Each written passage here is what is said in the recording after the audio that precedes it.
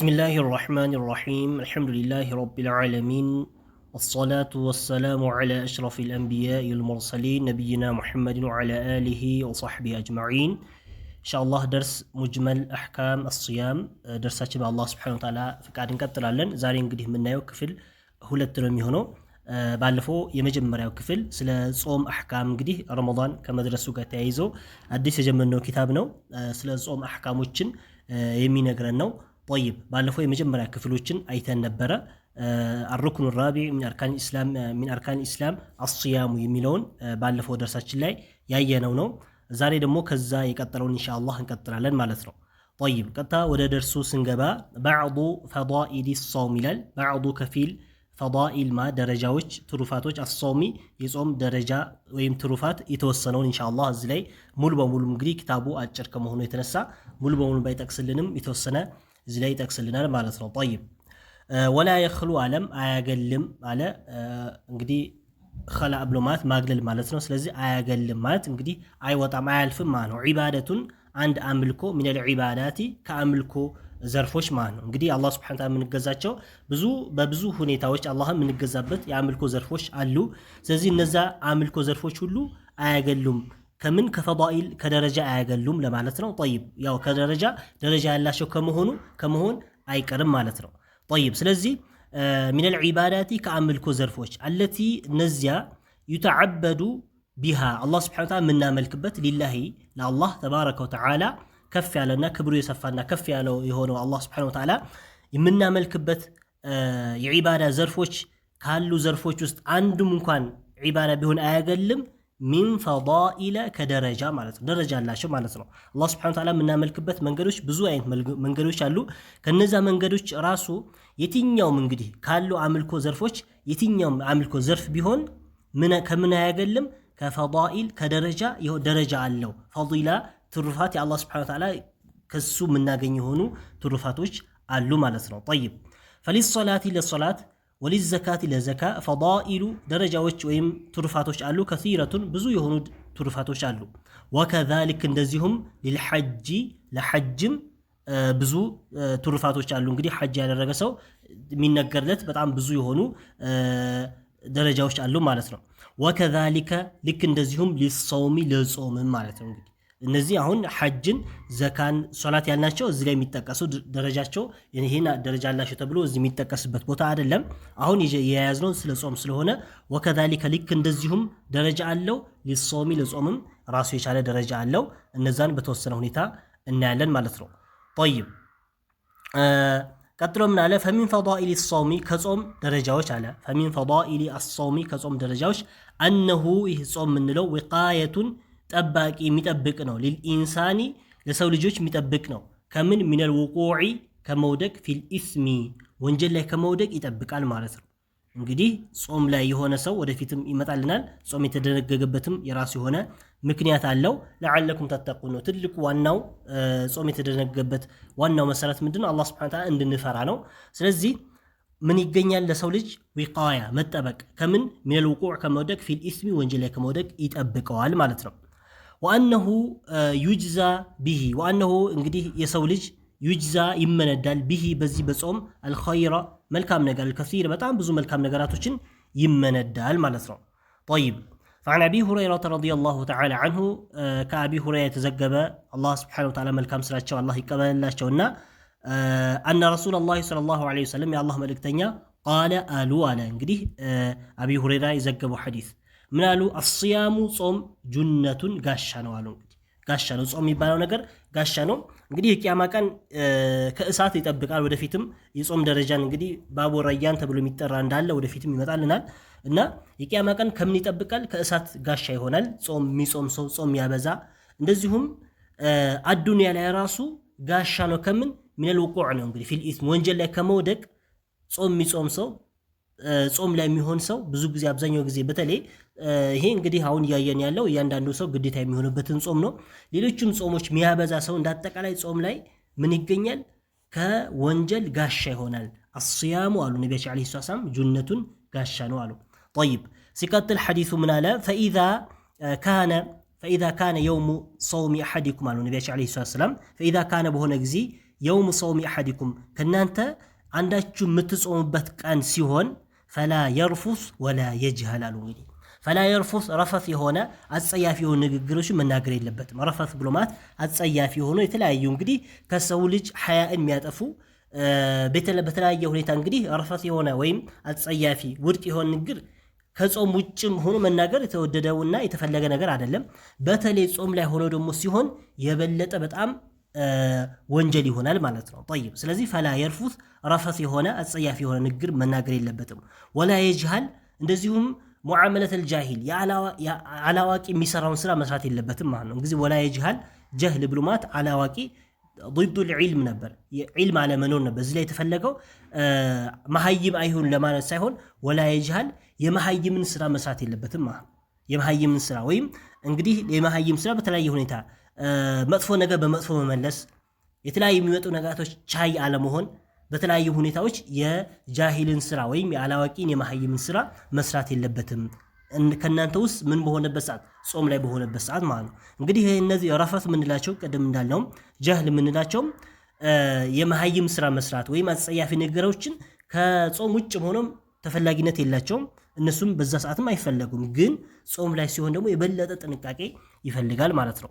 طيب ወኢን ምርኡን አሉ ነቢያችን ዓለይሂ ሰላም አንድ ሰው ቃተለሁ ቢጋደለው አሉ። እንግዲህ ቢጋደለው ብሎ ማለት እሱን ለመግደል እሱን ለተለያየ ነገር ቢፈልገው ማለት ነው እንጂ ቀጥታ መጥቶ መግደል አይደለም። ቃተለሁ ማለት እሱ ለመግደል ቢሞክር ወይም እሱ ለመምታት በተለያየ ሁኔታ ቢሞክር አውሻተመሁ ወይም ቢሰዳደበው ማለት ነው። ይሄ ሙፋዓላ ነው። እንግዲህ ቃተለ ሻተ የሚለው ፊዕሉ ራሱ ሙፋዓላ ነው ማለት ከሁለቱም በኩል እሱ እኔን ሊሰድ ቢፈልግ የሆነ ነገር ሊገለኝ ወይም ሊመታኝ በተለያየ ነገር ቢፈልገኝ ምን ይበል? ፈልየቁል ይበል ጾመኛ የሆነ ሰው እኔ ሷኢሙን ጾመኛ ነኝ ይበል። ጾመኛ ነኝ በሚልበት ሰዓት እንግዲህ አንድ እንግዲህ ሰውየውም ምን ያገኛል? አላህ ሱብሓነሁ ወተዓላ እንዲፈራ ቀልብ ውስጥ እኔ ጾመኛ ነኝ በሚልበት ሰዓት እኔ ሳልጾምም እኔ ጾመኛ ሳልሆን ቀርቼ ነው የሚል ነገር ውስጥ ላይ ይመጣል ማለት ነው። ወደ አላህ ፍራቻ ሰውየውን ይጋብዛል፣ ራሱም ከመጥፎ ነገር ይጠበቃል። ምን አላደረገም? እሱ ሲሰድበው መልሶ መስደብ ወይም ሊጋደለው ሲል መልሶ እሱንም በዛ አይነት ሳያደርግ እኔ ጾመኛ ነኝ ብሎ ራሱን ይከላከል ብሎ ነቢያችን ዓለይሂ ሰላም ብለዋል ማለት ነው። طيب ወለዚ ያ ነፍሲ የኔ ነፍስ ቢየዲህ በእጁ በሆነች ጌታ እምላለሁ አሉ ነቢያችን ዓለይሂ ሰላም ሊኹሉፊ ፈሚ ሷኢሚ ሊ ያለ ሌላ ቦታ ለኸሉፍ ነበር። ኻውን ፈትሐ ሆኖ የኻውን እንኳን ዶምን ፈትሕም ይቻላል። ለኸሉፊ ፈሚ ሷኢሚ የጾመኛ ኸሉፍ ብሎ ማለት እንግዲህ የአፉ ሽታ ማለት ነው። ፈሚ ሷኢም የአፉ ሽታ አሷኢም የጾመኛ ሆነ አጥየቡ የበለጠ ተወዳጅና ያማረ ነው ዒንደላህ አላህ ሱብሓነሁ ወተዓላ ዘንድ ሚን ሪሕ ከሽታ አልሚስኪ ከሚስክ ሽታ ማለት ነው። እንግዲህ ሚስክ የምንለው ኺታሙ ሚስክ የሆነ ሚስክ በጣም ያማረና በጣም ጥሩ ሽታ ያለው ነገር ከተባለ ሚስክ ነው። ስለዚህ ጾመኛ ሆኖ እንግዲህ ጾመኛ በሚሆንበት ሰዓት አንድ ሰው አፍ ጠረን በተለያየ ሁኔታ ሊመጣ ይችላል። አንዱ ከሚመጣበት ምንድነው ካለ መብላት ካለ የተለያዩ ውስጣችን ላይ ከአንጀታችን የሚወጡ የሆኑ የተለያዩ ነገራቶች ጾመኛ በምንሆንበት ሰዓት በዛ ዙሪያ የሚመጡ ነገራቶች ይኖራሉ። ስለዚህ ያኔ ጾመኛ ሆኖ ካፉ የሚወጣው ጠረን ለኸሉፍ ሽታ ፈሚስ ሷኢም የጾመኛ አፍ ሽታ አጥየቡ አላህ ሱብሓነሁ ወተዓላ ዘንድ በጣም የተወደደና ያማረ ነው ዒንደላህ አላህ ዘንድ ሚን ሪሒል ሚስኪ ከሚስክ ሽታ አሉ። طيب ከዛስ አላህ ምን ያል የትሩኩ ይተዋል ጣዓመሁ ለኔ ብሎ ይተዋል ጣዓመሁ ምግቡን ወሸራበሁ መጠጡን ሚን አጅሊ ለኔ ብሎ ነው የተወው እኔ ላዘዝኩት ትእዛዝ የአላህን ትእዛዝ ተቀብሎ ነው የተወው። አስያሙ ጾም ሊ ለኔ ነው አለ ወአነ እኔ አጅዚ እመነዳለሁ ቢሂ በዚህ በጾም እመነዳለሁ አለ አላህ ሱብሓነሁ ወተዓላ። እንግዲህ በጾም እኔ ራሴ ነኝ የምመነዳው ብሎ ማለቱ ሌሎችም ዒባዳዎች አላህ ሱብሓነሁ ወተዓላ ራሱ ይመነዳናል። ግን እዚህ ላይ እንግዲህ ምን ይላል ሐዲሱ? የትርኩ ይተዋል ጣዓመሁ ምግቡ ወሸራበሁ መጠጡ የሚጠጡ ነገራቶች ትተዋል። ሚን አጅሊ ከኔ ብሎ የተለያየ ሌላም ሸሃዋም ስሜቱም ሁሉ ነገር ትተዋል። ስለዚህ አለ አላህ አስያሙ ጾም የሚባለው ነገር ሊ ለኔ ነው ወአና እኔም አጅዚ እመነዳለሁ ቢሂ በዚሁ በጾም እመነዳለሁ አለ። ስለዚህ እንደማንም በጾም አላህ ሱብሓነሁ ወተዓላ እመነዳለሁ ብሎ ማለት ምንድነው? ሁሉም ዒባዳዎች አላህ ከመመንዳቱ ጋር ግን ሌሎቹ ምን አላቸው? ሚቅዳር አላቸው ማለት ልካቸው የታወቁ ናቸው። በተለያየ ሁኔታ እንግዲህ መላእክቶችም ሰዎችም ሁሉም ያውቋቸዋል። እንግዲህ ወደፊት ይመጣልና ወልሐሰነቱ አንድ መልካም ነገር ቢዐሽሪ አምሳሊሃ ለ10 ተባዝቶ ነው እንግዲህ የሚሰጠው ማለት ነው። ስለዚህ የጾም ግን እንደዛ አይደለም ማለት ነው። የጾም ضعፉ በ10 አንዱን ጾም በ10 ተባዝቶ ተብሎ በዛ ልክ ብቻ ሳይሆን በምን ያክል እንደሚባዛ በምን ያክል የሚደረገው አላህ Subhanahu Wa Ta'ala ብቻ ነው የሚያውቀው ማለት ነው። ሙضاعف የሚሆንበት እንግዲህ አንድ ስራ መልካም ስራ ወልሐሰነቱ ቢዐሽሪ አምሳሊሃ እንዳለው ጅምር ለምሳሌ አንድ ሰው አንድ መልካም ስራ ሲሰራ በ10 ተባዝቶለት ነው የሚያዝለት። ከዛ በኋላ እንደንያው ከፍታ ደግሞ እስከ 100 እስከ 700 ድረስ ይጠጋል ማለት ነው። ከዛም በላይ ከፍ ይላል እንደንያው ማለት ነው። طيب የጾም ግን በዛ አይነት ሁኔታ አይደለም ማለት አላህ Subhanahu Wa Ta'ala ራሱ ብቻ ነው የሚያውቀው የጾምን የሚመነዳበት ምንዳው በጣም ከፍ ለማለቱ ማለት ነው። طيب ስለዚህ ዋና አጅዚ ቢሂ እኔ ነው የምመነዳው ሲል የጀዛኡ ምን ያክል ከምን ያክል እንደሚጀምር መጨረሻው ምን ያክል እንደሆነ አላህ Subhanahu Wa Ta'ala ብቻ ነው የሚያውቀው ማለት ነው። ይሄ ነው የተፈለገበት ማለት ነው። طيب ሙተፈቁን ዐለይህ ሐዲሱ ያው ቡኻሪና ሙስሊም የዘገቡት ሐዲስ ነው ማለት ነው። ስለዚህ على كل احوال ከጾም ፈዲላዎች የተወሰነ ፈዲላ እዚህ ላይ ነገረን ማለት ነው። ሲቀጥል ወሚን ፈዳኢል الصوم ያለ ወሚን ፈዳኢል الصيام ከጾም ደረጃዎች أنه ጾም ተክፊሩን ማበሻ ነው ሊዙኑብ ለወንጀል والآثام ያው ተማሳይ ነው ለወንጀሎች ማበሻ ነው ማለት ነው። طيب عن حذيفة رضي الله تعالى عنه كحذيفة يتزجب حديث رضي الله تعالى عنه الله ملكام سراو يودد لتنا قال أنا سمعت رسول الله صلى الله عليه وسلم يا الله ملك تنيا سمهاتشو يقول سيلو سمهاتشو على حذيفة. طيب فتنة الرجل يسوي فتنا في أهله بيت سولا ميمت أبت مالتنا في أهله بيت سولا ميدر سبتي هنا تشجر فتنا انقدي وماله جنزو لي ማለት እዚህ ላይ የተፈለገበት ምንድነው ፈተና ይሄ የምናውቀው ችግር ማለት ሳይሆን ሰውየው ቤተሰብ እንግዲህ አንድ ሰው ቤተሰቡን ያስተዳድራል ገንዘብ አለው ጎረቤት አለው የተለያዩ ነገራቶች አሉ የነዛን ሐቅ በትክክል ሊወጣም ላይወጣም ይችላል ስለዚህ እዚህ ጋር የተፈለገው ፊትነቱ ረጁል ሰውየው ፈተና ብሎ ማለት ምንድነው በትክክል ሐቁን አለመወጣቱ ማለት ነው في اهله ቤቱ ላይ ያለው ፈተና ማለት ቤቱ ላይ ማለት የቤተሰቦችን ሐቅ በትክክል አለመወጣቱ ወማሊ ገንዘቡ ላይ ያለ ፈተና ማለት ገንዘቡ እንግዲህ ማዋል ባለበት ሁኔታ ማዋል ያለበት ኢስራፍ አድርጎ ሊሆን ይችላል ወይም ማዋል የሌለበት ቦታ አውሎት ሊሆን ይችላል ስለዚህ እንደዛ አይነት የወንጀል ማሟላት ያለበትን ነገር ወይም መወጣት ያለበትን ነገር ሳይወጣ የቀረ ሰው ወጃሪሂ እንደዚሁም ጎረቤቱ ከጎረቤት ጋር ነው የሚኖረው ለጎረቤቱ ማዋል ያለበት መልካም ነገር ወይም ድንበር አልፎ ሊሆን ይችላል እነዛ ነገራቶች ቱከፊሩሃ ምን ያደርግለታል ያብስለታል الصلاه الصلاه والصيام صوم والصدقه صدقه ማለት ነው طيب ስለዚህ ፊትነቱ الرجل የተፈለገበት ምንድነው እሱ ከሱ በኩል ያሉ ጉድለቶች ማለት አንድ ሰው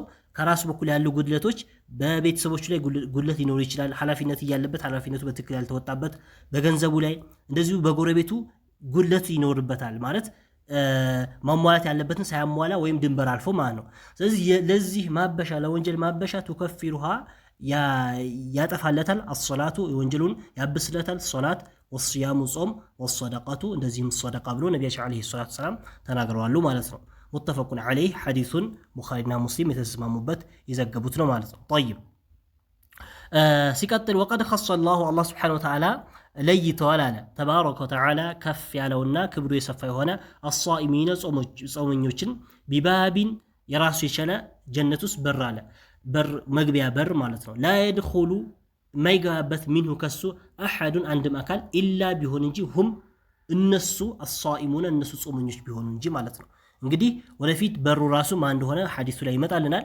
ስለዚህ ለጾመኛ ደረጃ ከፍ ለማለቱ የቂያማ ቀን አላህ Subhanahu Wa Ta'ala ጾመኞች ብቻ እንዲገቡበት ያዘጋጀው የሆነ በር አለ ማለት ነው فعن سهل رضي الله تعالى عنه كسهل رضي الله سبحانه وتعالى ملكم سرا يدلتنا قال انا قال رسول الله صلى الله عليه وسلم يا الله ملكتني قالوا ان في الجنه جنه استقال بابا على بر على يقال له لسو تبلو ميتطرا هنا الريان ريان باب الريان تبلو ميتطرا ማለት ነው طيب يا ما ነው የሚገባበት ከተባለ يدخل ይገባል منه ከሱ الصائمون ጾመኞች ነው የሚገቡት يوم القيامه የቂያማ ቀን ጾመኞች ከዛ በር ይገባሉ ማለት ነው እንግዲህ ጾማችን ዛሬ ላይ ሁሉም ሊጾም ይችላል ግን ጾሙ ትክክለኛ ቀደም የተባለ فلا يرفث ولا يجهل ሌሎችም ሐዲሶች ወደፊት ይመጡልናል የተባሉ ሐዲሶች አሉ ስለዚህ ጾምን በትክክል እንግዲህ ለመጾም በኩል እንግዲህ ነብዩ ሰለላሁ ዐለይሂ ወሰለም ወደፊት ይመጣልናል አንድ ሰው ጾሞ ከራህብና ከመጠጥ ውጭ ወይም ከመጠማትና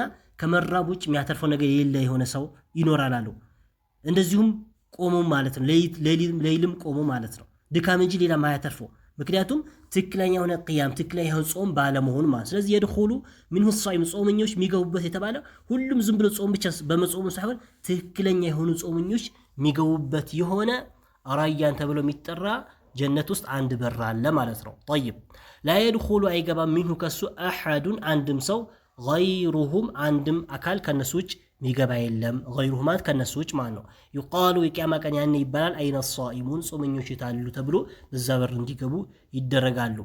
ጠይብ ፈየቁሙነ እነሱ ተነስቶ ያኔ ይገባሉ። ላ የድኹሉ አይገባም ሚንሁ ከዛ አሐዱን አንድም አካል ገይሩሁም ከነሱ ውጭ ከጾመኞች ውስጥ ማለት ነው። ፈኢዛ ደኸሉ እነሱ ገብቶ ሲያበቁ ኡግሊቀ ያ በር ይዘጋል። ፈለም የድኹል አይገባም ሚንሁ ከሱ አሐዱን አንድም አካል አይገባም አለ። ሙተፈቁን ዐለይህ ሐዲሱ ቡኻሪና ሙስሊም የዘገቡት ነው ማለት ነው። ጠይብ ስለዚህ እንደማንም አንዱ ፈዲላ ወይም አንዱ ደረጃ ምንድነው? የቂያማ ቀን ሙእሚኖች ወይም ጾመኞች ብቻ የሚገቡበት የሆነ አንድ በር ባቡር ረያን ተብሎ የሚጠራ በር መኖሩን ገለጸልን ማለት ነው። ጠይብ ስለዚህ እንደማንም በተወንሹ እንግዲህ ቅድም ሲጀምርም ባዕዱ ፈዳኢል አስሶም ብሎ ነበር የጀመረው። የጾም የተወሰነ ከፊል የሆኑ ፈዲላዎች ብሎ ነበር የጀመረው። ስለዚህ ከዚህ በላይ ሌሎች ነገራቶች አላመጣም፣ ወደ ሌላ ሊገባልን ነው። ጠይብ ተዕሪፉ ሲያሚ ሉገተን ወሸርዐን አለ። ተዕሪፍ ማስተዋወቅ፣ ተዕሪፍ አስያም ጾምን ስለማስተዋወቅ ማለት ነው፣ ግልጽ ስለማድረግ፣ ሉገተን እንደ ቋንቋ ደረጃ፣ ወሸርዐን እንደ ሸሪዓ ደረጃ ማለት ነው። እንደ ሸሪዓ እንደ ድንጋጌ እንደ ሸሪዓው እንዴት ነው፣ እንደ ቋንቋስ እንዴት ነው የሚለው ማለት ነው። ጠይብ አሰውሙ ጾም የሚባለው ፊ ሉገቲ እንደ ቋንቋ አልኢምሳኩ መቆጠብ ማለት ነው። መቆጠብ ከምን ያው ከየትኛውም ነገር መቆጠብ እንደ ቋንቋ ምን ተብሎ ይጠራል? ጾም ተብሎ ይጠራል። ከየትኛውም ነገር መቆጠብ። ጠይብ ስለዚህ ከምግብ ከመጠጥ ተብሎ ምን ቀይደው ወይም ምን ገድበው ነገር አይኖርም ማለት ነው። ከየትኛውም ነገር ከተቆጠበ አንድ ሰው ኢምሳክ ካደረገ ምን አደረገ? ጾም አደረገ፣ ጾመኛ ነው ማለት ነው። ይሄ እንደ ቋንቋ ወይም እንደ ሉጋው ይሆናል ማለት ነው። ጠይብ ወፊ ሸርዒ እንደ ሸሪዓው ከሆነ አተዓቡዱ ሊላሂ ለአላህ ስብሐነ ወተዓላ ለአምልኮ ዘርፍ ተደርጎ የሚሰራ ማለት ነው። ተዓቡድ ማለት አላህ የምናመልክበት፣ ሊላሂ አላህን የምናመልክበት፣ ቢልኢምሳኪ በመቆጠብ ከምን አኒል ሙፈጢራቲ ከሚያስፈጥሩ ነገራቶች ሚን ጡሉዒል ፈጅሪ ፈጅር ከወጣበት ሰዓት ጀምሮ ሚን ጡሉዒል ፈጅሪ ሳኒ የሁለተኛው እንግዲህ ፈጅረ ሳኒ የሚባል አለ፣ ፈጅረ ሷዲቅ ምንለው አለ። ከዛ ሰዓት ጀምሮ ኢላ ድረስ ጉሩብ ሸምሲ ፀሐይ እስኪገባ ድረስ ማለት ነው።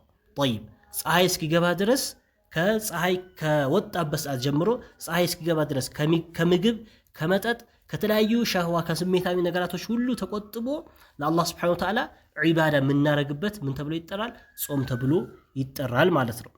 ጠይብ ከዛ በኋላ ፈወቅቱሁ ወቅቱ የጾም ወቅት መቼ ነው ከተባለ የብደኡ ይጀምራል ቢጡሉዒል ፈጅሪ አሳኒ ሁለተኛው ፈጅረ ሳኒ የሚባል አለ። ሁለተኛው ፈጅር ማለት ነው። እንግዲህ ፈጅር ሲባል ፈጅረ ሷዲቅና ፈጅረ ልካዚብ የምንለው አለ። ፈጅረ ልካዚብ የምንለው ቀደም አድርጎ የሚመጣ ነው። እንግዲህ ፈጅር በዛ ሰዓት ያልነጋበት ነው፣ ጎህ ያልቀደደበት ያልወጣበት ነው ማለት እንግዲህ የራሱ የሆነ ምልክት አለው። አንድ እንግዲህ አድማሱ ላይ ኡፉቅ ላይ ወደፊት ይመጣልናል።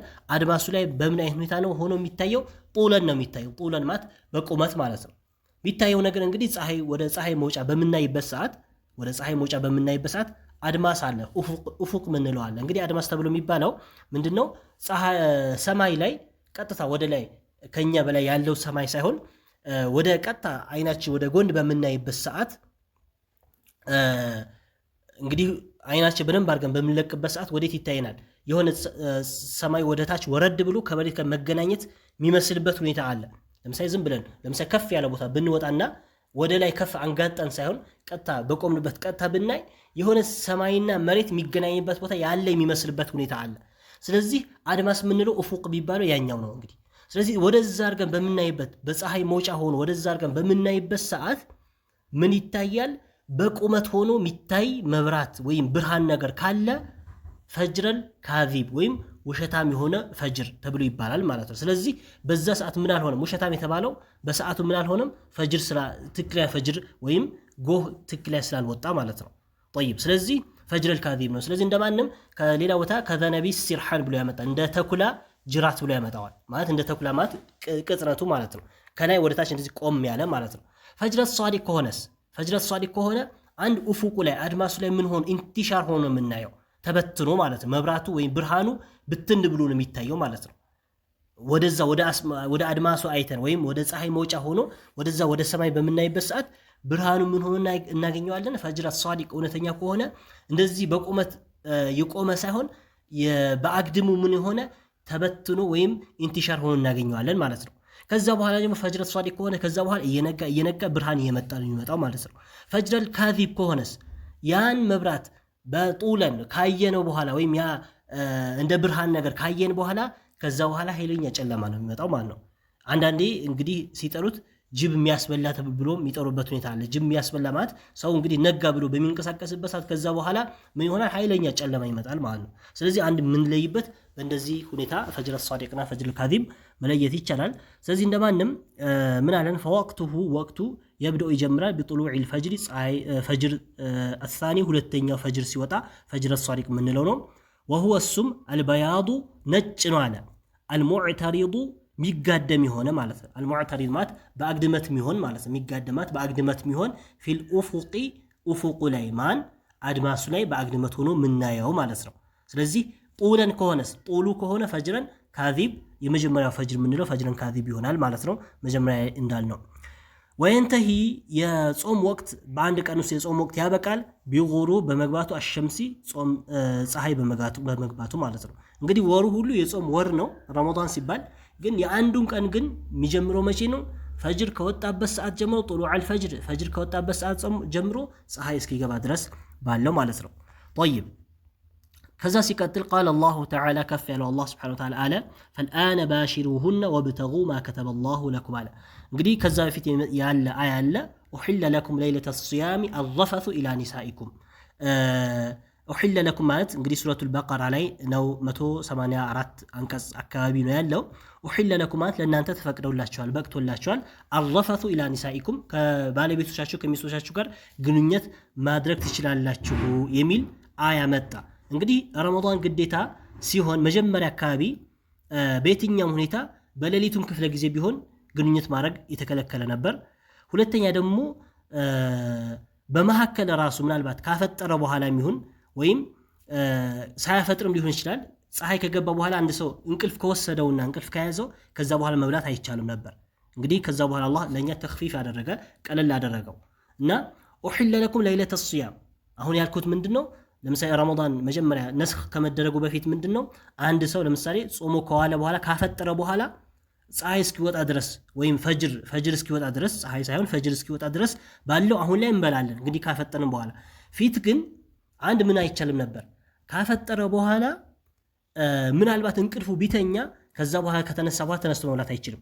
መብላት የሚችለው መቼ ነው? ነገ በዛው ጾሞ ነገ ምን ከሆነ በኋላ ፀሐይ ከገባ በኋላ ነው መብላት የሚችለው ማለት ነው። ስለዚህ ያኔ በጣም ከበድ ያለበት ሁኔታ ነበር። ሁለተኛ ደግሞ በሌሊቱ ክፍለ ጊዜ በየትኛውም ወር ሁሉ ከባለቤቱ ጋር አንድ ሰው ግንኙነት ማድረግ አይችልም ነበር። ስለዚህ ከዛ በኋላ አላህ ምን አመጣ? ኡሒለ ለኩም ተፈቀደላችሁ አረፈቱ ኢላ ኒሳኢኩም ለይለተ ሲያም አረፈቱ ኢላ ኒሳኢኩም ከግንኙነት ማድረግም ትችላላችሁ። እንደዚሁም በሌሊቱ ክፍለ ጊዜ ብትበሉም ብተኙም መብላት ትችላላችሁ የሚለው ያኔ ያመጣ ማለት ነው። ከዛ ምን አለ አላህ? ከዛ እንግዲህ መሐለ ሻሂዱ ላይ አመጣልን። ፈልአነ አለ ፈልአነ አሁን ባሽሩሁነ ተገናኙ መገናኘት ትችላላችሁ። ፈልአነ ማለት አሁን ባሽሩሁነ ሴቶች ጋር መገናኘት ትችላላችሁ። ወብተጉ ፈልጉ ማ ከተበ አላህ ለእናንተ የጻፈላችሁ ለኩም ለእናንተ አላህ የጻፈላችሁ ሪዝቅ ማለት ነው። እንግዲህ ልጅ ማለት ነው። አላህ የጻፈላችሁ መፈለግ ግንኙነት መፈጸም ትችላላችሁ። ወኩሉ ብሉ ወሽረቡ ጠጡ ሐታ ድረስ የተበየነ ግልጽ እስኪሆንላችሁ ለኩም ለእናንተ አልኸይጡል አብየዱ ኸይጡ በማለት እንግዲህ ክር ማለት ነው። አልአብየዱ ነጩ ክር ግልጽ እስኪሆን ሚነል ኸይጢ ከክር አልአስወዲ ከጥቁሩ ክር ግልጽ እስኪሆንላችሁ ድረስ ብሉም ጠጡም። ሚነል ፈጅሪ ባይሆን ከየት ከፈጅሩ ማለት ነው። ጠይብ እንግዲህ እዚህ ላይ ኸይጦል አብየድና ኸይጦል አስወድ የሚባል አለ። ኸይጦል አብየድ ብሎ ማለት ነጭ ክርም ነው። ነጭ ክር የምንለው ምንድነው? የፈጅሩ ጎሁ ብርሃኑ ነው ነጭ ብለን የምንለው። ኸይጡል አስወድ ተብሎ የሚባለው ደግሞ ጥቁር ክር የሚባለው ደግሞ ምንድነው? ማነው? የጨለማው የሌሊቱ ጨለማ ነው እንጂ ትክክለኛ ክር እንግዲህ በነቢያችን አለይሂ ሰላም ጊዜ ወይም በሰሃቦች የተፈጠረ ነገር አለ። ክር አምቶ ክሩን እስኪታይ ድረስ መብላት እንደዛ አይደለም ማለት ነው። طيب ስለዚህ حتى يتبين لكم ለእናንተ ግልጽ እስኪሆንላችሁ الخيط ክሩ الابيض ነጭ ማለት ፈጅር ማለት ነው። የፈጅር ብርሃን ግልጽ እስኪሆን من الخيط ከክር አልአስወዲ ከጥቁሩ ክር ብሎ ማለት من الفجر ከፈጅር ማለት ነው። ፈጅር من الفجر የሚለው መጣ ከፈጅር ግልጽ ይሆናላችሁ። ያኔ ያ ግልጽ የሚሆነው መቼ ነው? ፈጅር ጎህ በመውጣቱ ነው። ከዛ ثم ከዛም አቲሙ አሟሉ الصيام ጾም الى الليل እስከ ሌሊት ድረስ ማለት ፀሐይ እስኪገባ ድረስ አሟሉ ብሎ አላህ Subhanahu Wa Ta'ala ወቅቱን ነገረን ማለት ነው። طيب فيبتدئ ይጀምራል وجوب الصوم ጾም ግዴታ መሆኑ اليومي የአንድ ቀን ጾም የውምይ ማለት የአንድ ቀን ጾም ግዴታ መሆኑ ይጀምራል መቼ? بطلوع الفجر ፈጅር በመውጣቱ ማለት ነው። የውምይ ማለት የአንድ ቀን ነው እንጂ የወሩ እንግዲህ ወሩ በገባበት ሰዓት ግዴታ ሆኗል። እንዳጠቃላይ ወሩ ሲገባ ማለት ነው። የአንድ ቀኑ ደግሞ የሚጀምረው መቼ ነው? ፈጅረን ሳኒ ፈጅረ ሷዲቅ ወይም ሁለተኛው ፈጅር ከወጣበት ሰዓት ማለት ነው። طيب እንግዲህ ቅድም ነግሮናል። وهو እሱ البياض ነጭ ነው። ፈጅረ الثاني ወይም ፈጅረ ሷዲቅ የሚባለው المعترض በአግድመት የሆነ في الافق አድማሱ ላይ ማለት ነው። وينتهي ያበቃል بغروب الشمس ፀሐይ በመግባቱ ማለት ነው። طيب ومعنى قوله تعالى قول الله تعالى يا الله سبحانه وتعالى ينققل ترجم تفسير جل وعلا كف علونا إلى قوي هنا حتى يتبين لكم الخيط الأبيض من الخيط الأسود من الفجر ثم أتم الصيام إلى الليل يميلو أهم مجمرنا زي يفسرنو يسو ينققل ترجم من دون كتب على أي مالتم على أن يتضح قلت اسكيهون بياض نجو النهار يكانو نتعت ግልጽ እስኪሆን ከየትኛው ሚን ሰዋዲ ከጥቁረቱ አለይል ከሌሊት ጥቁረት የቀኑ ንጣቱ ግልጽ እስኪሆንላችሁ ድረስ ምን አድርጉ? ብሉ ጠጡ። ከዛ በኋላስ ፈጅር መጥቶ ያን ግልጽ ሲሆንላችሁ ያ ግልጽ የሚሆነው መቼ ነው? ፈጅር ሲመጣ ነው። ፈጅር መጥቶ ግልጽ ሲሆንላችሁ ታቆማላችሁ ማለት ነው። ስለዚህ እንደማንም የፈጅር ወቅቱ በዚሁ ነገረን ማለት ነው። እንግዲህ ወቅቱ የቱ ጋር ነው? ከየት ነው የሚጀምረው? እስከ የት ነው የሚያበቃው? እንደዚሁም ማለት የጾም እንጾምበት እንደዚሁም ጾም ብሎ ማለት እንደ ቋንቋ ደረጃ እንደ ሸርዓን ምን ይመስላል የሚለውን እዚህ ላይ ከዚህ ድረስ ነግሮናል። ኢንሻአላህ ደርሳችን እስከዚህ እናደርገውና ቀጣይ ደግሞ طرق العلم بدخول شهر رمضان ወር መግባቱን ምናውቅባቸው የሆኑ ራሱ የቻሉ ወደፊት ይመጣልናል። በቀጣይ ደርሳችን ምናየው ይሆናል። والله سبحانه وتعالى أعلم وصلى الله على نبينا محمد وعلى آله وصحبه وسلم.